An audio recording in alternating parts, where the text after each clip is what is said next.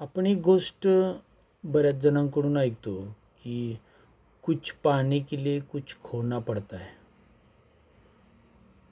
पण ह्याऐवजी जर आपण असं बोललो की कुछ पाने के लिए कुछ करना पडता है, तर ते अधिक आनंददायी वाटेल.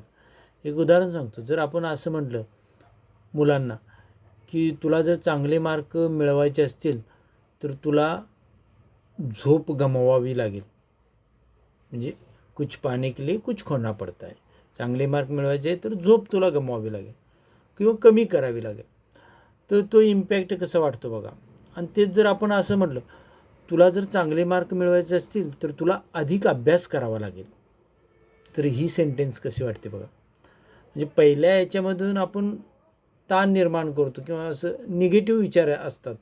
आणि दुसरी जी आहे ती पॉझिटिव्हली आपण बोलतो त्याविषयी की तुला मार्क चांगले पडायचे आहेत ना, चांगला अभ्यास कर ना, छानपैकी तुला मार्क चांगले पडते. हां, किती मनाला एक आनंद मिळतो, उत्साह येतो. आणि तुला चांगले मार्क पडायचे आहेत, मग तुला झोप कमी केली पाहिजे तुझी. कसं बघा तणावाला.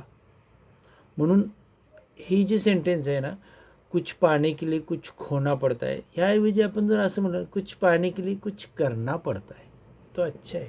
थँक्यू.